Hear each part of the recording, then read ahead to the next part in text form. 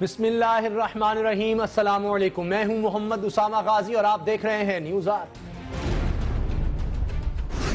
لفظ گم، قیاس گم، خیال گم، احساس گم، آپ گم، گلاس گم، بس تھر حیرتوں وحشتوں کی جیتی جاگتی سرزمین بن گیا۔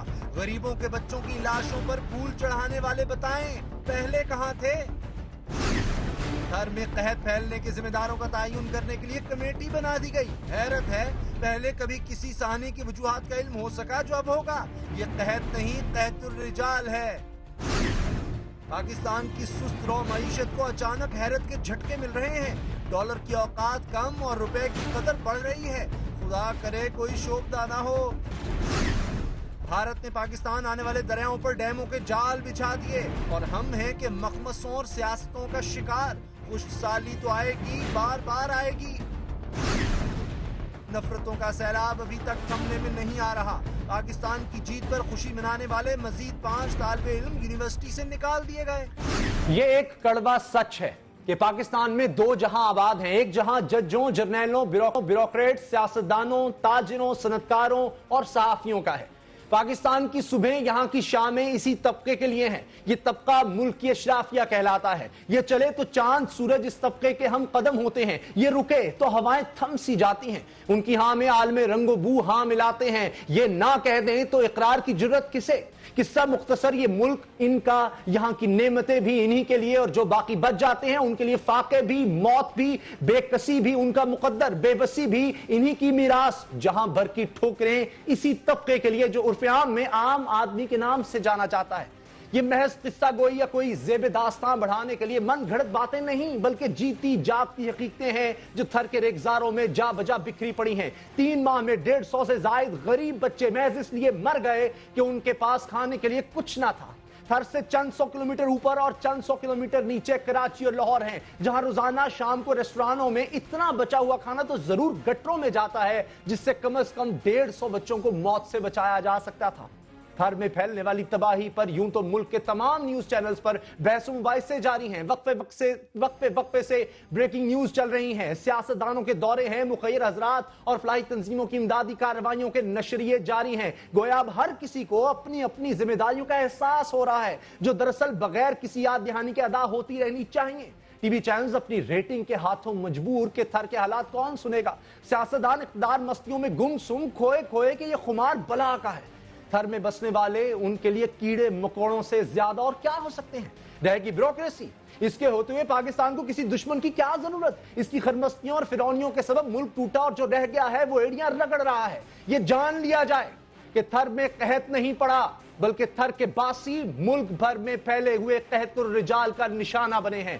اور کسی میں ہمت ہو تو وزیر اعلیٰ سندھ سے پوچھے کہ حضور آپ زندہ کیسے ہیں؟ احساس ذمہ داری اور احساس ندامت نام کی بھی کوئی شے اسی دنیا میں پائی جاتی ہے؟ انسانوں کے بچے بھوک سے مر گئے اور وزیر اعلیٰ سندھ کہتے ہیں کہ میڈیا بڑھا چڑھا کر حالات بتا رہا ہے۔ اگر ایسا ہی ہے تو وزیر اعلیٰ سندھ بتا دیں کہ انسانوں کے کتنے بچے مرنے پر انہیں اطمینان ہوگا کہ ہاں اب خبر بنی۔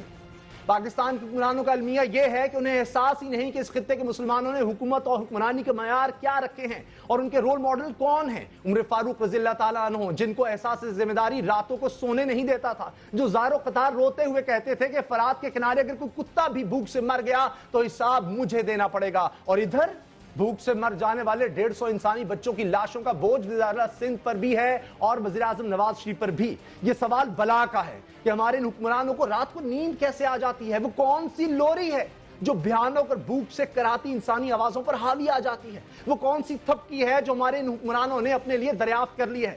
میرا مشورہ ہے کہ ہمارے حکمرانوں کا گزر کبھی مدینے سے ہو تو جناب حضرت عمر فاروق رضی اللہ تعالیٰ عنہ کی طرف جائیں اور سنہری جالیوں کے سامنے کھڑے ہو کر کہیں، جناب فاروق اعظم آپ بھی کیا بھولے بادشاہ تھے، ہمیں دیکھیں ہم کس قدر سکون سے حکومت کرنے کا فن جانتے ہیں۔ تھر میں بھوک و افلاس اور بے بسی کا رقص جاری ہے۔ وزیر اعظم 1 ارب کی سنا ہے، وزیر اعلیٰ سندھ کے جلو میں بلاول بھٹو زرداری غرض سب کے سب نیم مردہ اور نیم جاں اپنے محکموں کو اپنا جاہ و جلال دکھائے۔ بازار بند تھے، سیکیورٹی کے نام پر لوگوں کی نقل و حرکت محدود رہی، بیماروں کو ہسپتال تک پہنچنے میں دشواری رہی تو رہی، لیکن یہ تو کیا ہو گیا کہ تھر کے غریبوں، مسکینوں اور کمی کمین شودوں نے وزیر اعظمی اور وزیر اعلیٰ کے ششکے تو دیکھ لیے۔ इन शशकों अवामी झटकों पर बात करते हैं मुल्क के मारूफ तज्जिया निगार जनाब डॉक्टर फर्रुख सलीम से। फर्रुख सलीम साहब, ये सानिया हुआ क्यों? उसामा साहब, दो इस्तिलाहात में तफरीक करना बहुत ज़रूरी है। पहली तो होती है खुश्क साली, और खुश्क साली का मतलब ये होता है कि बारिश की कमी की वजह से किसी इलाके में पानी कम हो जाता है और फिर उस पानी की कमी की वजह से जो फसलें हैं वो ख़राब हो जाती हैं। अब खुश्क साली से एक सफ़र शुरू होता है और उस सफ़र को 6 महीने लगते हैं, साल लगता है, कभी 1.5 साल लगता है, और फिर वो कहत की शक्ल इख्तियार करता है। अब कहत में ये होता है कि जो यूनाइटेड नेशंस की शायद डेफिनेशन है या वर्ल्ड हेल्थ ऑर्गेनाइजेशन की डेफिनेशन है कि 10,000 की आबादी में अगर 5 बच्चे खुराक की कमी की वजह से मर जाते हैं तो फिर उसको वो फेमिन कहते हैं या कहत कहते हैं। अब जो पहली चीज़ थी खुश्क साली, वो तो उसमें कोई शक नहीं कि वो कुदरत का खेल है, वो इंसान के हाथ से बाहर की बात है, उसकी टेक्नोलॉजी अभी एग्जिस्ट नहीं करती। लेकिन जब वो सफ़र शुरू हो जाता है और कहत तक पहुंच जाता है तो फिर कहत जो है उसको ये कहना कि ये खुदाई अजाब है, ये कतन गलत होगा। वो इंसानी गफलत है, वो हुकूमती गफलत है, और या वो फिर पॉलिसी साजी की नहायत कमज़ोरी है। तो खुश्क साली मैं कहता हूँ कि वो तो खुदा का खेल है, कुदरत के हाथ में है। लेकिन जब वो खुश्क साली जो है वो कहत में तब्दील हो जाती है, अब हुकूमत को 6 महीने से साल का 1.5 साल का अरसा मिलता है, और हुकूमत का सबसे पहले सूबाई हुकूमत का ये फ़र्ज़ बनता है कि उस सफ़र के दौरान उस सफ़र को कहत तक ना पहुँचने दे। यहां पर नाअहली किस किस की है? देखिए, 21वीं सदी में ये कहना कि खुश्क साली जो है वो अपना 1.5-2 साल का सफ़र पूरा करके कहत में बदल जाएगी, कहत एग्जिस्ट करने लगेगा, ये बहुत ही अफसोसनाक बात है। ये 100 साल पहले तो शायद ये आप आर्ग्यूमेंट ज़रूर इस्तेमाल कर सकते थे, क्योंकि उस वक्त मवासाती निज़ाम का, कम्युनिकेशन का इशू था, शायद टेक्नोलॉजी का इशू था। अब वो चीज़ें नहीं रहीं। 21वीं सदी में अगर किसी खित्ते में, अगर किसी मुल्क के किसी हिस्से में अगर कहत आता है तो ये आप सोच लीजिए कि वो हुकूमत की गफलत की वजह से है, वो हुकूमत की पॉलिसी साजी की कमज़ोरी की वजह से है। तो सबसे पहले जो रिस्पॉन्सिबिलिटी गिरती है वो सूबाई हुकूमत के कंधों पे, के सर पे गिरती है, और उसके बाद शायद हमारा विफाकी निज़ाम में भी कोई ऐसा इदारा नहीं एग्जिस्ट करता जो कि खुश्क साली को आइडेंटिफाई कर ले, और वो जो सफ़र शुरू होता है जिसमें आगे मैंने जैसे कहा कि 6 महीने साल का अरसा हुकूमत के पास होता है कि वो उस खुश्क साली को कहत में कन्वर्ट ना होने दे। ऐसा शायद विफाक के पास भी कोई निज़ाम नहीं है। दोनों तरफ सूबाई हुकूमत भी अपनी सियासत में पड़ी रहती है, और विफाकी हुकूमत के पास शायद बहुत सारी और सियासी तरजीहात हैं, और इस तरफ कोई गौर नहीं करता कि मुल्क का जो गरीब तरीन इलाका है जिसमें शायद खुश्क साली 6 महीने साल पहले आई थी, वो इलाका जो है वो कहत की तरफ ना बढ़े। तो ये बेसिकली तो सियासतदानों की जो है ज़िम्मेदारी पड़ती है कि वो ऐसे इदारे क्रिएट करें जो कि खुश्क साली को कहत में ना बदलने दें। अब तो प्राइवेट इदारे हों, ओहदेदार हों, सरकारी ओहदेदार, सब हमें वहां नजर आ रहे हैं, लेकिन जो कुछ हो चुका है, जो हमें मिसमैनेजमेंट नजर आ रही है, क्या वहां हम कह सकते हैं कि कोई हुकूमत नाम की चीज है? देखिए, अब इस वक्त ये लगता है कि सारे सियासी करदार जो एक्टर्स हैं, चाहे वो प्राइवेट सेक्टर के हों या हुकूमती हों, वो अपना सियासी माइलेज इन लोगों की जान के ऊपर जो है वो इख्तियार करना, वो हासिल करना चाह रहे हैं। तो मामला हुकूमतों का पहला पड़ता है। ये बहुत अच्छी बात है कि पाकिस्तान जो हैं, पाकिस्तानी जो हैं, उनका दुनिया में एक नंबर आता है कि वो डोनेशंस जब देते हैं, जब वो लोगों की मदद करने के लिए उतरते हैं, तो पाकिस्तानी बहुत दिल खोल के लोगों की मदद करते हैं। लेकिन मामला जो है वो कहत तक पहुंचने ही नहीं देना चाहिए था। अगर 21वीं सदी में आप बैठे हैं तो खुश्क साली को आप खुश्क साली में रोक दें। दुनिया भर तैयार बैठी है, दुनिया के सारे ममालिक तैयार बैठते हैं, यूनाइटेड नेशंस तैयार रहती है कि आप अगर एक दफ़ा आइडेंटिफाई कर दें, आप बता दें इन इदारों को कि खुश्क साली जो है वो कहत में कन्वर्ट बदलने वाली है, होने वाली है, तो दुनिया भर तैयार हो जाती है आपकी मदद करने में। अगर कोई बच्चा या कोई बड़ा या कोई बूढ़ा कहत की वजह से आज मरता है तो वो दोबारा मैं कहूँगा कि हुकूमत की गफलत की वजह से मरता है, वो खुदा या कुदरत की वजह से, कुदरत की खेल की वजह से नहीं मर रहा। چلیے نااہلی مس مینجمنٹ تو ایک طرف رہ گئی، یہ بھی کہا جا رہا ہے کہ وہاں پر مویشیوں کا چارہ زیادہ ضروری تھا پہنچانا، تاکہ مویشی اگر ہوں گے تو ان کو خوراک بھی مل جائے گی، روزگار بھی ملے گا. لیکن وہاں جا کر جہاں بھوک سے لوگ مر رہے ہیں، مرغن غذائیں کھانا، سرکاری پروٹوکول لینا، لوگوں کے لیے دشواری پیدا کرنا، یہ سب کیا ہے؟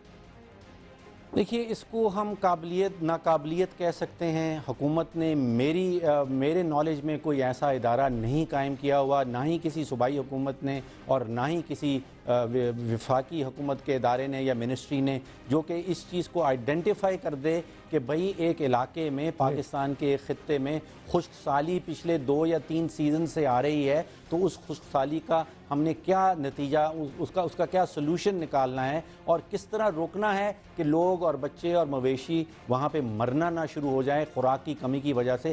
خوراک تو پاکستان میں بے تحاشا ہے. مطلب دودھ ہم دنیا میں شاید تیسرا یا چوتھا بڑا ملک ہے جو جتنا دودھ ہم پاکستان میں پروڈیوس کرتے ہیں. اسی طرح بہت ساری اور سبزیاں اور ترکاری جو ہیں ہم دنیا میں اس کا نمبر آتا ہے. صرف معاملہ یہ ہے کہ حکومت پلاننگ کر پائے اور اس قابل ہو کہ وہ ایک علاقے سے اٹھا کے آپ کو خوراک جو ہے وہ دوسرے علاقے میں پہنچانے کے قابل ہو. ابھی تک کوئی ایسا ادارہ میری نظر میں نہیں آیا جس کی رسپانسبلٹی یہ ٹھہرائی جاتی ہو. آخری سوال فاروق صاحب، اب 1 ارب روپے کا اعلان وزیر اعظم نے کر دیا، امداد کے اعلانات بھرپور ہو رہے ہیں، آپ کو لگتا ہے آئندہ ایسا سانیہ نہیں ہوگا؟ آدھی بات سے تو میں آپ سے ایگری کرتا ہوں کہ اس وقت بہت ساری جو خرابیاں ہو چکی ہیں، جو بچے بے تحاشا جن کی جانیں ضائع ہو چکی ہیں، ان میں شاید کمی آ جائے گی. دنیا بھر جو ہے وہ مدد کرنے کے لیے تیار بیٹھی ہے اور تیار ہو جائے گی. جو دوسری بات آپ نے کہی کہ شاید دوبارہ سے یہ ثانیہ نہ ہو، جب تک حکومت جو ہے وہ اپنے آپ کو کیپیبل نہیں بنائے گی، جب تک صوبائی حکومتیں، وفاقی حکومتیں اپنے اندر ایک ایسے ادارے پیدا نہیں کریں گے جو کہ مٹیگیشن کر سکیں، جو کہ نقصانات کا پہلے تو اندازہ لگا سکیں اور پھر خشک سالی کا اندازہ لگا سکیں، اور جہاں پہ وہ خشک سالی آپ کو قحط میں کنورٹ ہوتی ہوئی نظر آتی ہے اس کو پہلے سے آئیڈینٹیفائی کر کے ان کا سفر وہیں پہ روک دیا جائے. بہت بہت شکریہ فاروق سلیم صاحب آپ کا. وزیر اعظم اپنی تمام مصروفیات منسوخ کر کے پرسہ دینے تھر پہنچے. مسکینوں کی زندگی وبال ہے، وزیر اعظم کے دورے سے کہاں راحت ملتی؟ وزیر اعظم کے پاس بھی رسمی کارروائیوں میں الجھنے کے سوا اور راستہ ہی کیا ہوتا ہے؟ اسپتال گئے، بچوں کو دیکھا، دنیا نے ٹی وی کیمروں سے دیکھا، ایک بریفنگ دی گئی، سوال ہوئے وہی سوال جو زبان عام ہے کہ جب تھر کو آفت زدہ قرار دے کر وہاں حکومت سندھ نے گندم کی بوریاں بھجوائی تھیں تو یہ گندم لوگوں تک پہنچی کیوں نہیں؟ وزیر اعظم کے اس سوال کا جواب بڑی سہولت سے وزیر اعلیٰ سندھ نے دے دیا کہ جی وہ ذمہ داروں کو معطل کر دیا گیا ہے. مگر وزیر اعظم ایک انکوائری چاہتے ہیں تاکہ ذمہ داروں کو قرار واقعی سزا ملے اور آئندہ ایک سبق آموز مثال قائم ہو جائے.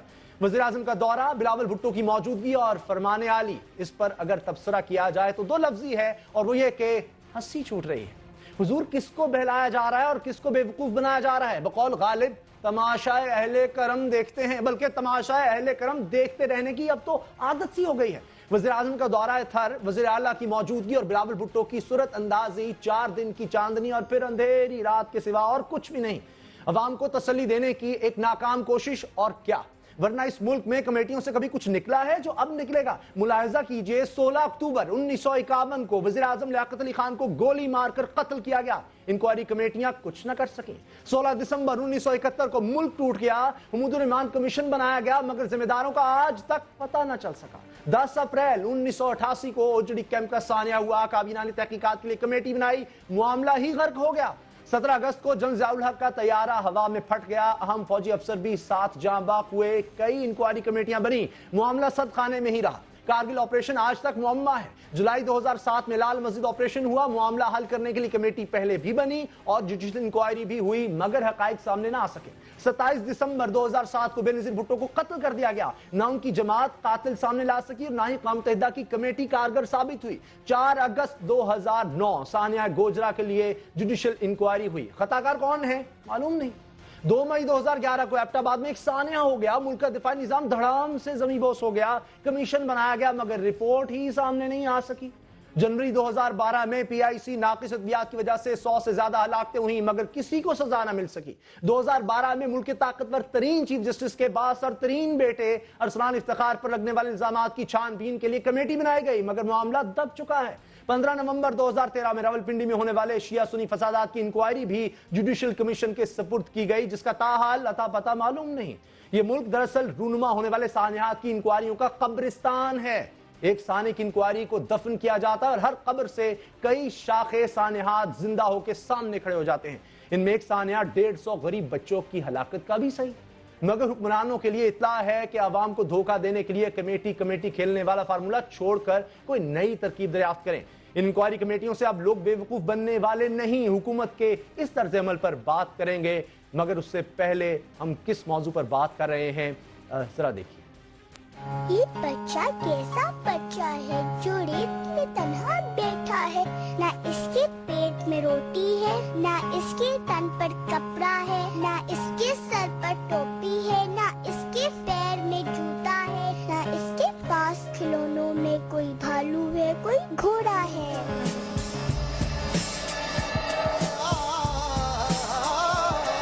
ये दुनिया कैसी दुनिया है, ये दुनिया कैसी दुनिया है, ये दुनिया कैसी दुनिया है। ये बच्चा कैसा बच्चा है, ये दुनिया किसकी दुनिया है।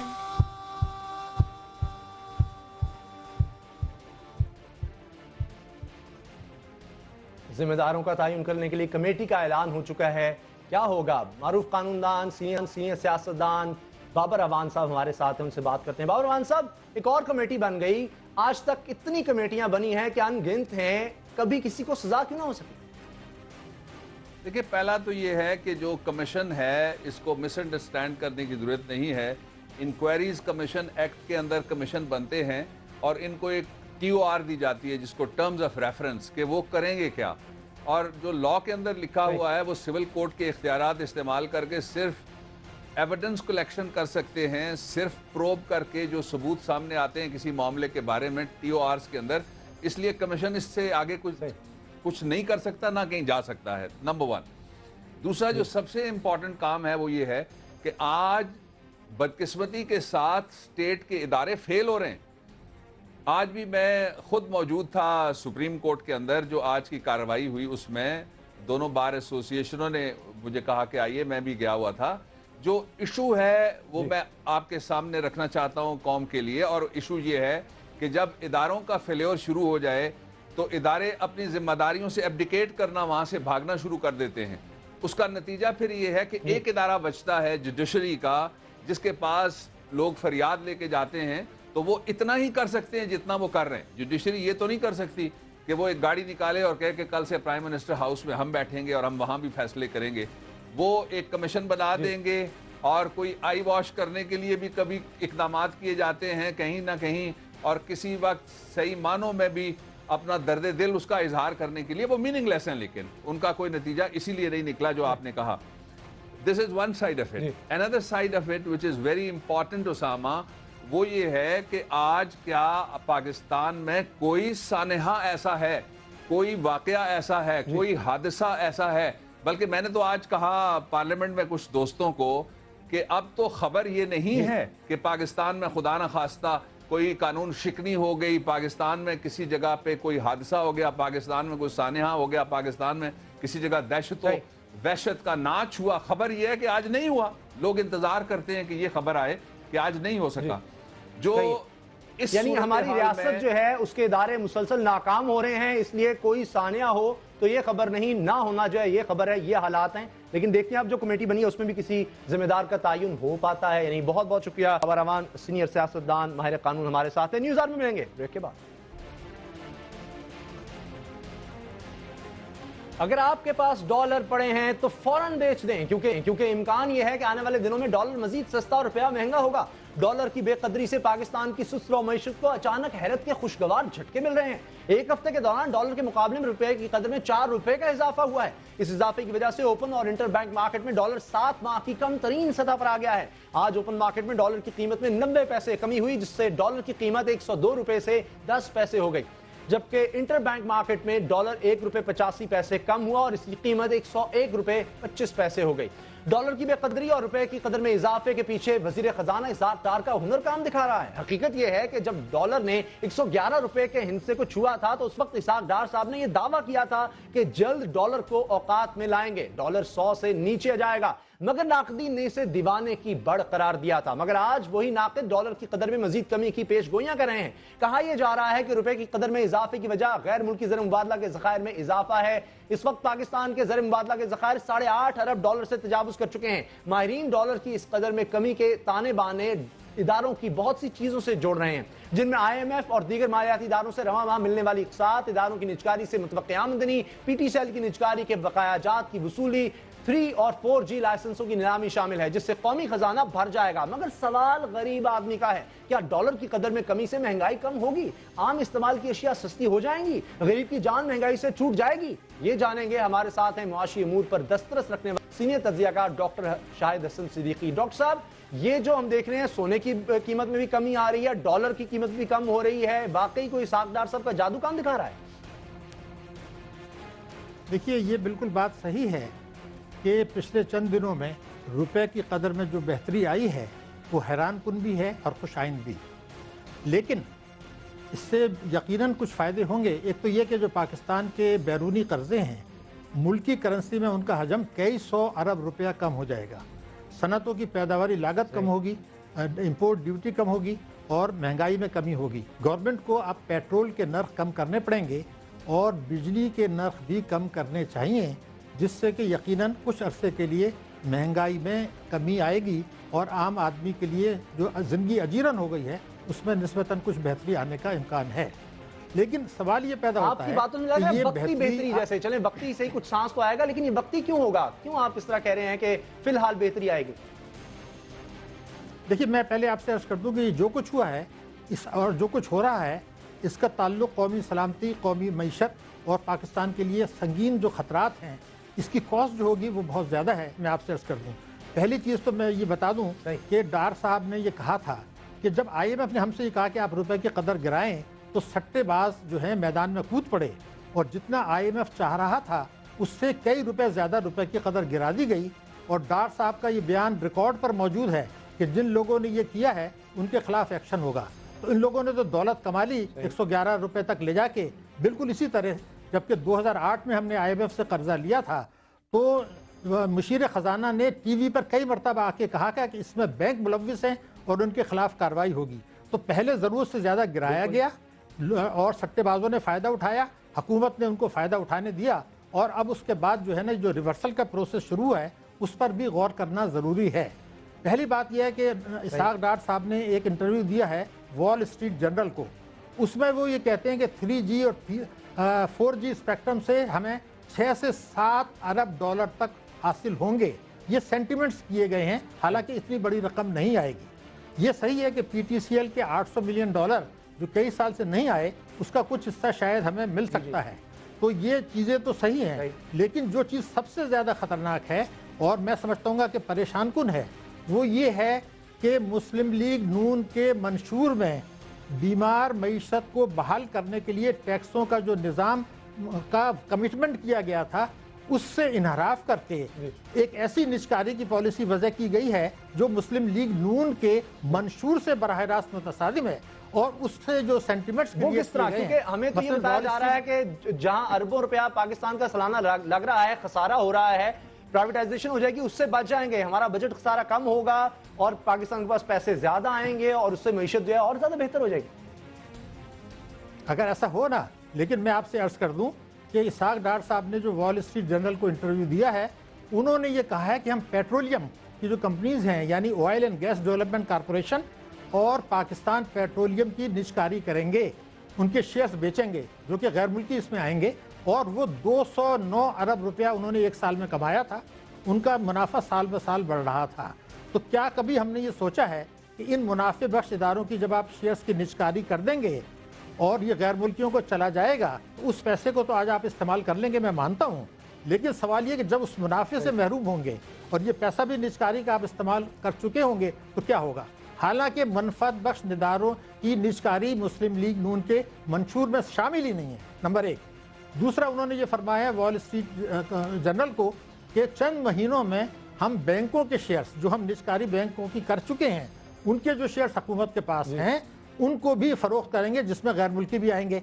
अब ये जो मुनाफा हुकूमत को इन शेयर्स पर मिल रहा है, हबीब bank, United bank, light bank वगैरह का, जब आप उनको बेच के यकमुश्त पैसे इस्तेमाल कर लेंगे बजट खसारे के लिए, तो आइंदा बरसों में जो खतरात होंगे, पहली चीज़ तो मैं आपको बिल्कुल वाज़ेह तौर पर बता दूं कि मुस्लिम लीग नून का जो मंशूर था उसके मुताबिक हर किस्म की आमदनी पर टैक्स लगा के कई हज़ार अरब रुपए की वसूली करनी थी एक साल में। वो उन्होंने इसको रद्द कर दिया और पार्लियामेंट ने वो टैक्स नहीं लगाए गए। तो कई हज़ार अरब रुपए के टैक्स जब आपने नहीं वसूल किए, जो कि साल ब साल आने थे, और मईशत को जून तक बहरान में आ जाना था अगर वो टैक्स नहीं लगाया, तो उस नुकसान से बचने के लिए मुनफात बख्श इदारों की निजकारी की बात की जा रही है, ऑयल एंड गैस सेक्टर की निजकारी की बात की जा रही है, बैंकों के शेयर्स की जा रही है। तो मुझे तो कोई ये जवाब दे दे दो सवाल कि जो आपने एजेंडा था उस पर तो आप अमल नहीं कर रहे टैक्सों का, और निजकारी करनी थी लॉस शोइंग की, आप कर रहे हैं प्रॉफिटेबल। अच्छा, दूसरा सवाल ये है कि जब ये इदारे अगर गैर मुल्कियों के पास चले जाते हैं और वो इसको किसी पाकिस्तान दुश्मन के हाथ भेज देते हैं, तो किसी दिन आप सो के उठेंगे तो जो माजी में इदारे मुशर्रफ दौर में किए गए और जो अब किए जा रहे हैं, अगर किसी यहूदी और हिंदू ने खरीद लिए तो क्या आप उनको रोक लेंगे? दूसरा ये था कि बहुत से इदारे रुपया कमा रहे हैं मुल्क की करेंसी में। नहीं साहब, ये मैंने इसीलिए आपसे अर्ज किया कि कौमी सलामती के लिए डॉक्टर शाहिद हसन मुझे आप सिद्दीकी साहब, अहम सवाल आपने कि वक्ती तौर पर तो आवाम को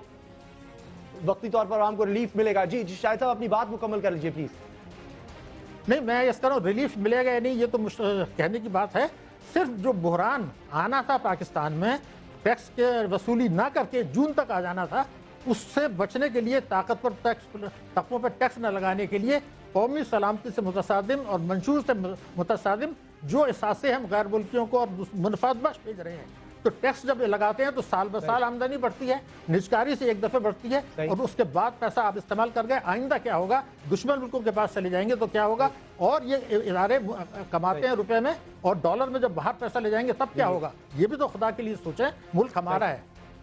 जी बिल्कुल, बहुत बहुत शुक्रिया डॉक्टर शाहिद हसन सिद्दीकी साहब, बहुत अहम बातें आपने उठाई हैं। लेकिन वक्ती रिलीफ का जो आपने जिक्र किया है, शायद लोगों को एक उम्मीद की किरण तो नजर आई हो। देखते हैं कि अब डॉलर की कदर में कमी हुई है, महंगाई भी कम होती है नहीं। लेकिन जो सवाल डॉक्टर साहब ने उठाए हैं कि आगे चलकर क्या होगा, जो प्राइवेटाइजेशन की जा रही है उसके बाद मुल्क की सलामती को भी नुकसान हो सकता है, उसका क्या होगा? न्यूज़ आवर में मिलेंगे ब्रेक के बाद। भारत ने पाकिस्तान आने वाले दरियाओं पर डैमों के जाल बिछा दिए और हम हैं कि मखमसों और सियासतों का शिकार। खुशसाली तो आएगी, बार बार आएगी।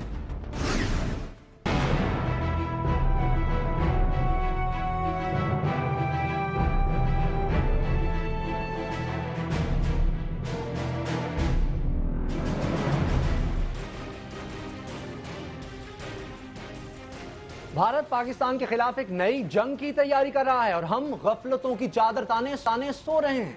खबर यह है कि भारत ने पाकिस्तान के दरियाओं चनाब, झेलम और सिंध पर मजमूई तौर पर 35 के करीब डैमों के मंसूबे मुकम्मल कर लिए हैं और 67 छोटे बड़े डैमों पर दिन रात काम जारी है। हकीकत यह है कि सिंतास मुआहिदे की रूह से भारत ने मशरकी दरियाओं पर पाकिस्तान का हक तस्लीम किया था। इन दरियाओं के पानी को रोकने का भी भारत किसी तौर हकदार नहीं। पानी के मंसूबे भारत पाकिस्तान की इजाजत के बगैर शुरू ही नहीं कर सकता। मगर ये तो लिखी हुई बातें हैं। हकीकत यह है कि भारत मशरकी दरियाओं पर तेजी से डैम पर डैम बनाकर पाकिस्तान को बंजर बनाने के मंसूबे पर अमल पैरा है। इसे पाकिस्तान की जरा बराबर भी परवाह नहीं। अंदाजा इससे लगाइए कि किशन गंगा डैम पर पाकिस्तान ने भारत को 29 मुरासले अरसाल किए, मगर भारत ने जवाब देने की जहमत तक गवारा न की। दोगलियार डैम पर पाकिस्तान ने सालिसी अदालत का दरवाजा खटखटाया, मगर कोताहियों और गफलतों की इंतहा देखिए कि अदालत ने हमसे पूछा कि पाकिस्तान की पानी की जरूरत कितनी है, तो हमारे पास देने को जवाब तक नहीं था। सो फैसला भारत के हक में आया, मगर सितम वाला सितम यह है कि हम अब भी जागने को तैयार नहीं। भारत की तैयारियों से आंखें चुराए, कान बंद किए हमारे जिम्मेदारों ने मुंह में कुंगनियां डाल रखी हैं। भारत को पसंदीदा तरीन कौम का दर्जा देने को बेकरार हुए जा रहे हैं। नए डैमों की तामीर हमारी जिंदगी और मौत का मामला बन चुका है, मगर हमारे सियासतदानों का शौक सियासत ही पूरा नहीं हो रहा। माहिरीन की पेशगोइयां कितनी खौफनाक हैं, जरा मुलाहिजा कीजिए कि अगर भारत ने गैर कानूनी तौर पर बनाए डैमों के खुदकार गेट वक्त खोल दिए तो पाकिस्तान में एटम बम से भी ज्यादा खौफनाक तबाही होगी। एक और खौफनाक हकीकत यह है कि भारत 1998 से 37 बड़े दरियाओं को बहम जोड़ने के हाई मेगा मंसूबे पर काम कर रहा है, जिसमें पाकिस्तान की तरफ बहने वाले तमाम छोटे बड़े दरिया भी शामिल हैं। भारत का यह मेगा प्लान तखरीब काराना और जंगजुआना अजाइम का मजर नहीं तो और क्या है। مگر سوال ہماری غفلتوں کا ہے. بھارت کی اس آبی جارحیت کے خلاف 3 دہائی سے پاکستان کی کسی حکومت نے انٹرنیشنل ٹریٹی میں جانے کی زحمت تک نہیں کی. کیا پاکستان کا کیس اتنا ہی کمزور ہے؟ اسی پر بات ہوگی. ہمارے ساتھ ہے عالمی قوانین کے ماہر جناب احمد بلال صوفی. احمد بلال صوفی صاحب، آپ وفاقی وزیر بھی رہے ہیں ایک دور میں جو نگران دور تھا. یہ بتائیے کہ پاکستان کے پاس سوائے مراسلے خط لکھنے کے اور کوئی حل نہیں ہے اس معاملے کا؟ دیکھیے، پاکستان کا 2 اس میں اپروچز ہیں قانون کے حوالے سے. پہلی اپروچ یہ ہے کہ آپ ان معاملات کو انڈس واٹر ٹریٹی کے فریم ورک میں لے کے جائیں، لیکن دوسری اپروچ یہ ہے کہ ان معاملات کو براہ راست انڈیا کے ساتھ بائیلیٹرل سطح پر ان کو ریز کیا جائے.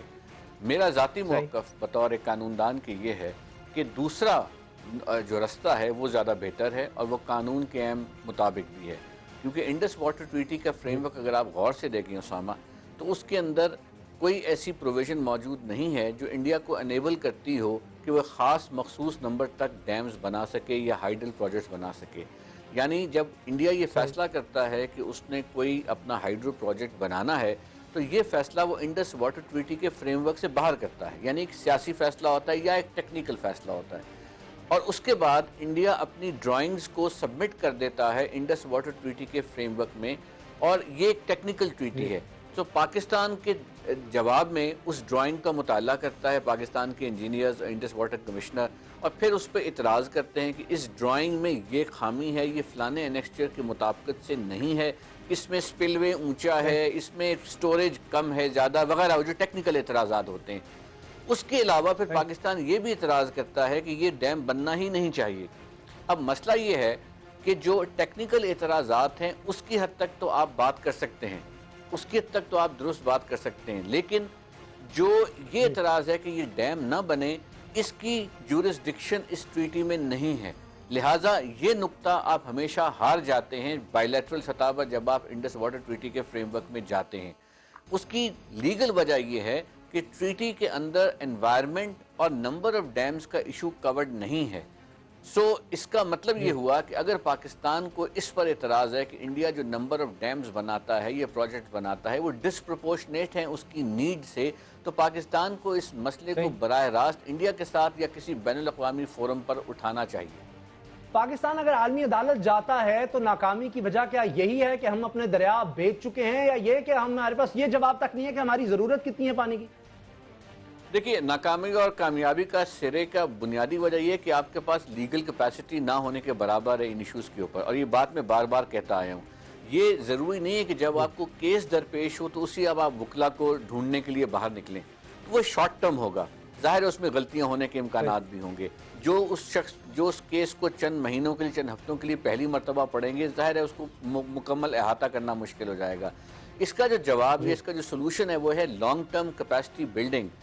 کیونکہ جو واٹر لا ہے یہ ایک مکمل ضابطہ ہے، واٹر لا کی مکمل جورسپروڈنس ہے. اپر رائپیرین اور لوور رائپیرین ریاستوں کے مابین یہ ایشوز ریز ہوتے آئے ہیں. افریقہ کو دیکھ لیجئے، وہاں 180 سے زائد اس نوعیت کی ٹریٹیز ہیں جس طرح پاکستان انڈیا کے مابین ہے.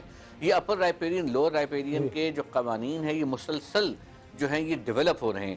پاکستان میں کوئی قانون دان ایسا نہیں ہے، یا پاکستان میں کوئی ایسی لیگل ٹیم موجود نہیں ہے جو ان قوانین کے مسلسل ڈیولپمنٹ پر نظر رکھے ہوئے ہو یا اس میں مہارت رکھتی ہو. یہ وجہ ہے جس کی وجہ سے زیادہ تر ہمیں مشکلات کا سامنا کرنا پڑتا ہے.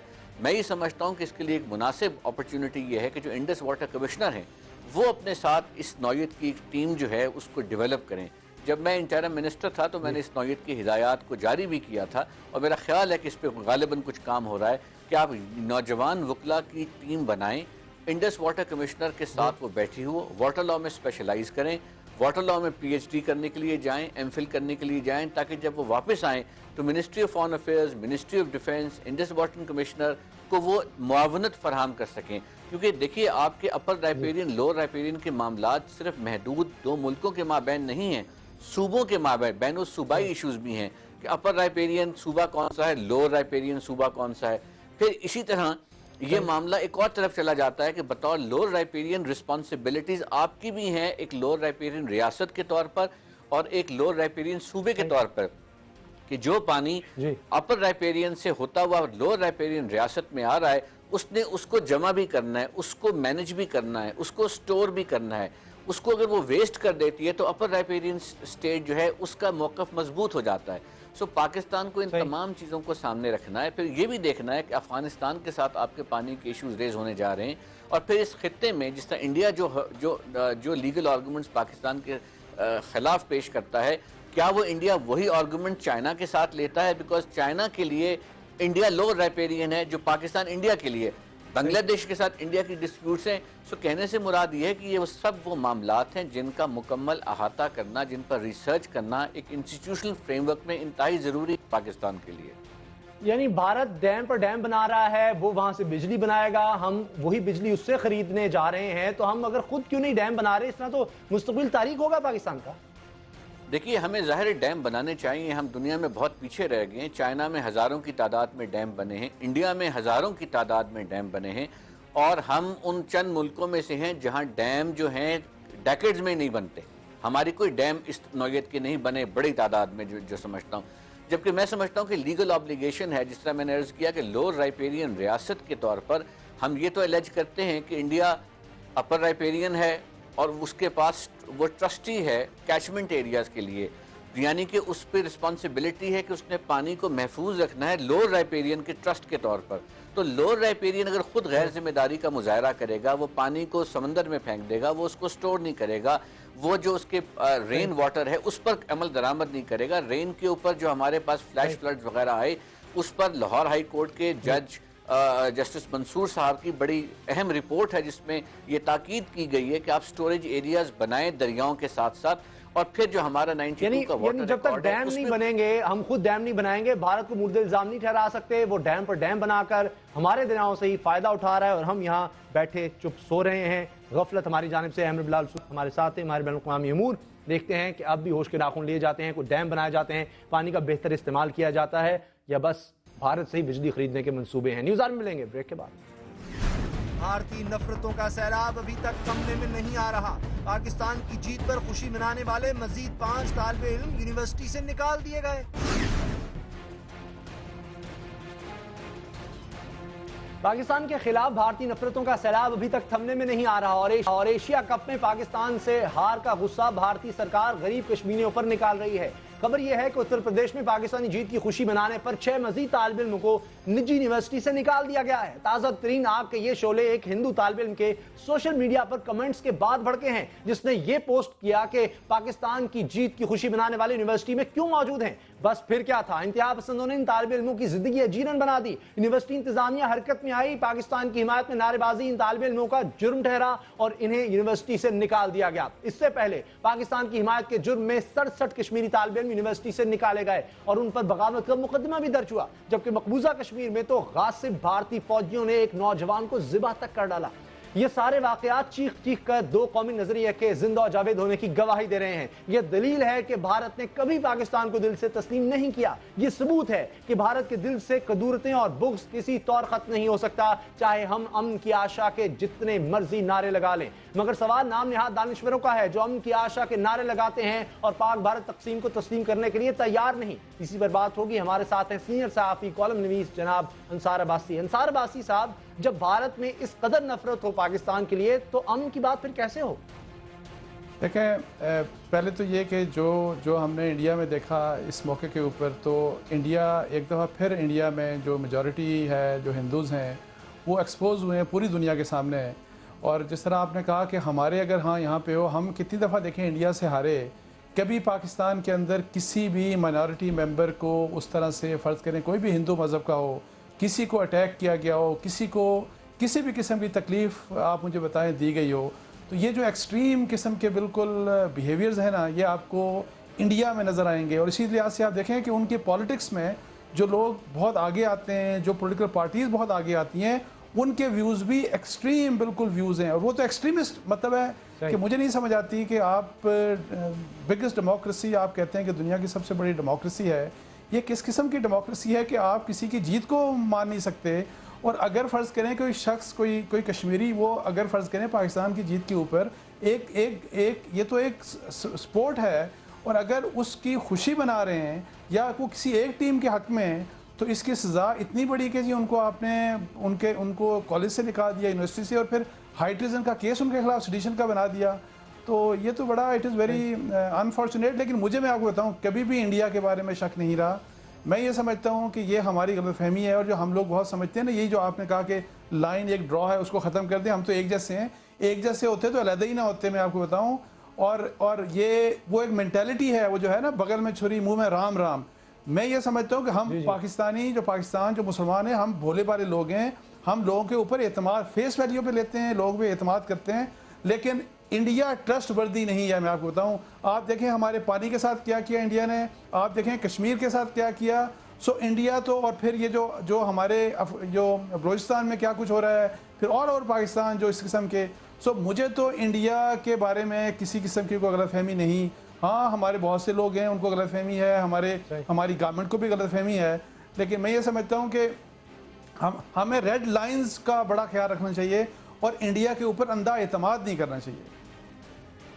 پاکستان کا جواب کیا ہونا چاہیے, کرنا کیا چاہیے ہمیں؟ دیکھیں, جہاں تک اسٹوڈنٹس کا جو ان کے ساتھ کیا انڈیا نے, اس کے اوپر جو فارن آفس کا رسپانس تھا, میرا خیال ہے ریزنیبل, اچھا رسپانس تھا, اور میرا خیال ہے اس کے اوپر ان کو اپریشیٹ کرنا چاہیے. لیکن اصل مسئلہ دیکھیں کشمیر کا ہے, اور میں آپ کو بڑا آنیسٹلی بتاؤں کہ انڈیا کے ساتھ تعلقات بنانے میں ہم نے کشمیر کو بیک برنر پہ ڈالا ہے. ہم کشمیر کو بھول رہے ہیں, جو کہ بہت بڑا, دیکھیں وہ تو شہرک ہے ہماری, وہ تو ہماری, اس کو قائد اعظم نے کہا کہ وہ ہماری شہرک ہے. اور میں بھی آپ کو یہ بتاؤں کہ پرویز رشید صاحب نے جب ریسنٹلی وہ 23 FC مین کو قتل کیا گیا, تو انہوں نے جب یہ کہا نا کہ جو کہ بڑا بے ایمانہ تھا, بہت ہی غلط کام تھا, بربیرک تھا آن پارٹ آف طالبان, لیکن جب یہ کہا انہوں نے پرویز رشید صاحب نے کہ جو انڈیا نے ہمارے ساتھ کبھی نہیں کیا, تو صرف میں یہ بتاؤں کہ انڈیا نے تو اس قوم کی شہرک کو کاٹا ہوا ہے, اور پھر بھی ہم ان کے پیچھے جا رہے ہیں, اور ان کے ساتھ اس قسم کے, دیکھیں دشمنی, ہم نہیں چاہتے کہ لڑائی ہو, ہمارے پیسفل بالکل تعلقات ہونے چاہیے, لیکن جو ایک رسپیکٹ ہے نا قوم کی, اس رسپیکٹ کے اوپر کمپرومائز نہیں کرنا چاہیے. اور یہ کہ آپ وہی جو بغل میں چھری منہ میں رام رام کی بات میں کر رہا تھا, ان کے اوپر آپ ٹرسٹ نہیں کر سکتے. آپ دیکھیں کہ جس وقت یہ یہاں پہ وہ جگجیت سنگھ یا رنجیت سنگھ واٹ ایور جو بھی ابھی اس کا ریسنٹ, جب اس کی ڈیتھ ہوئی اور جب یہاں سے لے جایا گیا, تو راہول گاندھی تک وہاں پہ گیا اس کے وہاں پہ, اور وہ ایک اس طرح لگا جیسے کہ بہت بڑا ہیرو, حالانکہ وہ اسپائی تھا, جیسے کہ بہت بڑا ہیرو تھا کوئی ان کا. سو وہ تو ان کے اندر بسی ہے چیز. بہت شکریہ انصار عباسی صاحب, سینئر صاحب. وقت دیا, بھارت کو یہ بھی برداشت نہیں کہ پاکستان کی کھیل میں جیت کی بھی خوشی منائی جائے. نیوز آر دیکھنے کا بہت شکریہ, دعا میں یاد رکھیے گا. اللہ تعالیٰ آپ کو نفرت اور اولاد کے غم سے محفوظ رکھے. اللہ حافظ.